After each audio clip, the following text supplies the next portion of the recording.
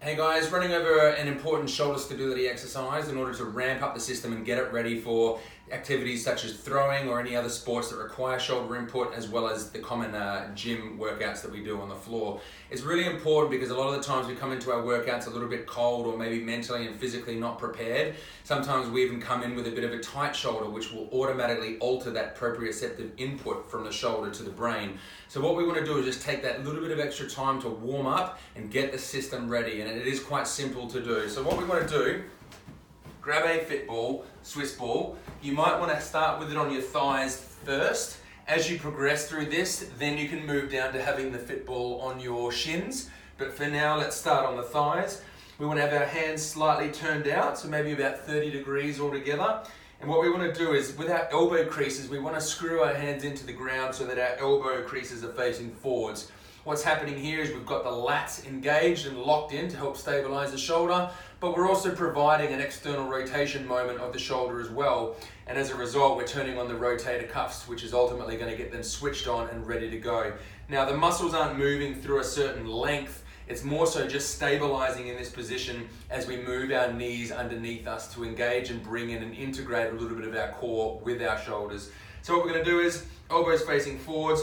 We've got that nice fixation, so we've got that ball really getting jammed into that socket joint there, and that automatically tells the brain that, okay, here we go, we're getting ready to work, let's switch the system on and go, okay? So lock everything in, start rolling back, and then as you come forwards, you want to then draw your knees up towards your chest, okay, nice and high, elbows are still locked out, elbow creases are facing forwards, and then coming out.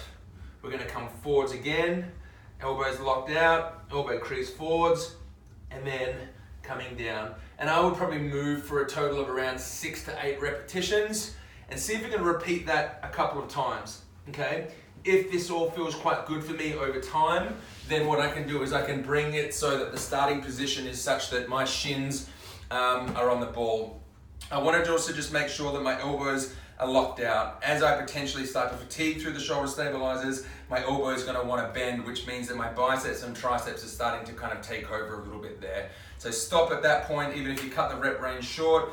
2 sets of that, really good to do before your sessions to get that proprioceptive input, that mind to muscle or that mind to joint connection, so that when we're doing things like above head presses, lateral raises, anything with our shoulders, the system's ready to go and we're not wasting time and potentially increasing our vulnerability to injury.